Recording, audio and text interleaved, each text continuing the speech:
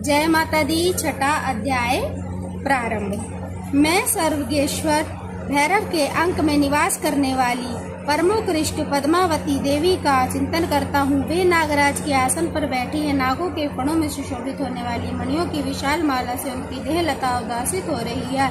सूर्य के समान उनका तेज है। 3 नेत्र उनकी शोभा बढ़ा रहे हैं। वे हाथों में माला, कुंभ, कपाल और कमल लिए हुए हैं तथा उनके मस्तक में अर्धचंद्र का मुकुट सुशोभित है। ऋषि कहते हैं, देवी का यह कथन सुनकर दूत को बड़ा ही अमर्ष हुआ और उसने दैत्यराज के पास जाकर सब समाचार विस्तार पूर्वक कह सुनाया। दूत के उस वचन को सुनकर दैत्यराज कुपित हो उठा और दैत्य सेनापति धूम्रलोचन से बोला, धूम्रलोचन, तुम शीघ्र अपनी सेना को साथ लेकर जाओ और उस दुष्टा के केश पकड़कर घसीटते हुए उसे बलपूर्वक यहाँ ले आओ। इसकी रक्षा करने के लिए यदि कोई दूसरा खड़ा हो तो वह देवता, यक्ष अथवा गंधर्व ही क्यों न हो, उसे अवश्य मार डालना।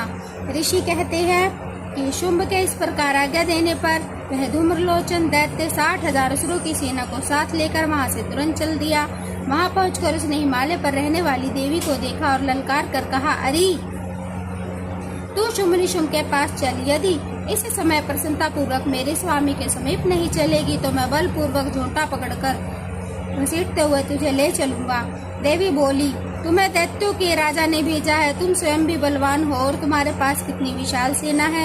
ऐसी दशा में यदि तुम मुझे बलपूर्वक ले चलोगी तो मैं तुम्हारा क्या कर सकती हूँ।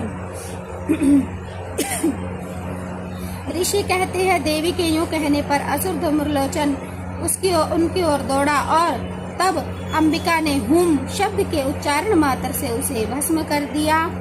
और फिर क्रोध में भरी हुई दैत्यों की विशाल सेना और अंबिका एक दूसरे पर तीखे सहायकों, शक्तियों तथा फरसों की वर्षा आरंभ करने लगी।